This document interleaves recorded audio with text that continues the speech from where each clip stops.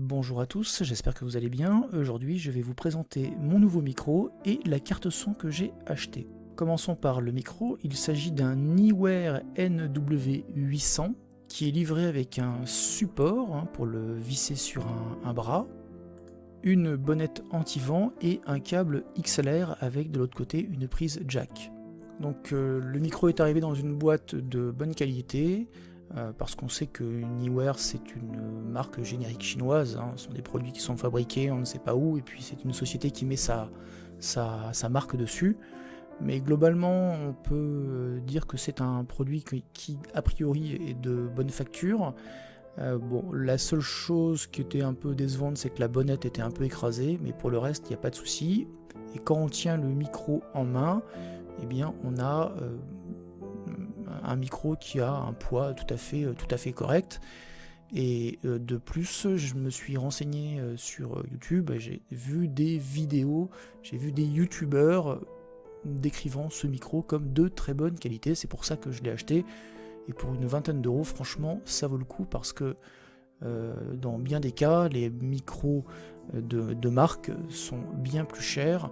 Et en tout cas en ce qui me concerne, moi j'avais avant un Audio-Technica AT2020 USB, et franchement je n'en étais pas du tout satisfait. Et là je vous parle avec le micro et branché sur la carte son dont je vais vous parler juste après. Je précise que je ne suis absolument pas un professionnel de l'audio. J'ai acheté le matériel, je l'ai branché. Il y a 2-3 petites choses à savoir dont je vais vous parler. Ça fonctionne, j'ai fait des tests micro, je suis vraiment très satisfait.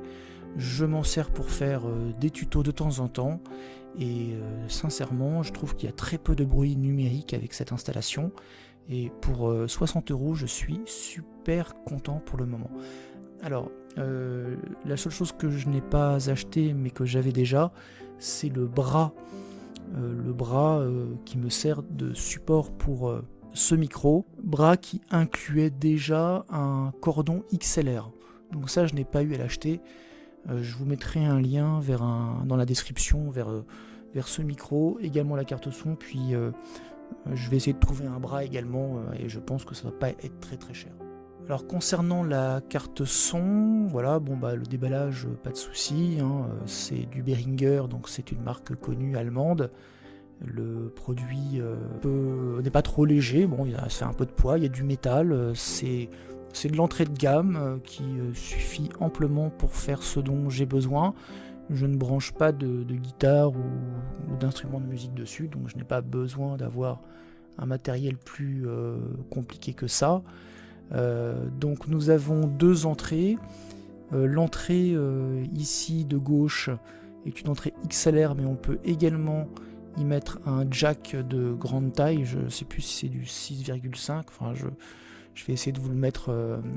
Je vais essayer de rechercher ensuite quelle est l'appellation exacte. Alors, le micro, lui, est livré avec une petite prise jack 3,5, et j'ai clipsé dessus une grosse prise jack et je l'ai mis dedans, et ça n'a pas fonctionné. En revanche, en XLR, ça fonctionne parfaitement bien. On peut également, dans la prise jack INST2, brancher un instrument de musique, et on peut régler ensuite le gain. Donc le gain, c'est la puissance du micro, donc gain 1 et gain 2. Direct monitor, je ne sais pas ce que c'est. L'output, c'est si vous branchez un casque dessus pour avoir un retour audio. Et là je vois que les petites diodes là, il y en a un, c'est pour la mise en marche. Il n'y a pas d'ailleurs de bouton d'arrêt, donc en fait il est tout le temps sous tension, à moins de le débrancher. Et le petit plus derrière, c'est pour l'alimentation fantôme. Alors moi j'ai appris ça vraiment par hasard. Vous avez derrière le boîtier une alimentation fantôme. En fait c'est pour les micros comme celui-ci, c'est un micro à condensateur, mais en tout cas c'est des micros qui ont besoin de puissance, et donc au lieu de les brancher sur du secteur, eh bien ce genre de petit ampli sert également à les alimenter en courant. Et je précise d'ailleurs, je ne l'ai pas dit, que les cartes son des ordinateurs que nous avons tous ne sont pas assez puissantes, ils ne peuvent pas tout gérer et prennent une partie de la mémoire, une partie de la puissance de la carte mère, etc. etc. Et ces petites cartes son externes, ok, c'est vrai que c'est pas cool de mettre une carte son externe, mais je dois dire que ça permet vraiment d'améliorer très sensiblement le son, parce que c'est une carte qui est dédiée que au son.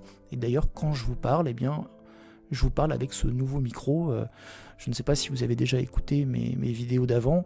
Franchement, je devais retravailler le son sous Audacity, supprimer le bruit, augmenter le gain. Enfin, vraiment, c'était horrible et je trouvais que j'avais pas un son. Que j'avais vraiment un son horrible.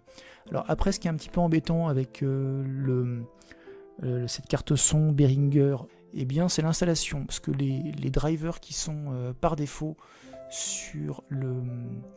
proposés sur le site de Behringer sont pas bons. Donc j'ai un petit peu fouiné et je suis tombé sur une vidéo YouTube.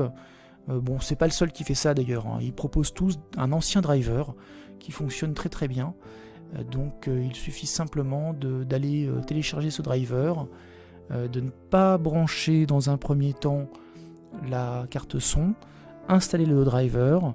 Donc il y a une phase d'installation assez facile où le logiciel vous demande à un moment donné de la brancher, de la redébrancher, de la rebrancher. Bon, il fait ses petits calculs et ensuite vous devez redémarrer l'ordinateur et dans les paramètres de Windows, allez sélectionner le nouveau matériel et voilà, et ensuite ça fonctionne parfaitement bien.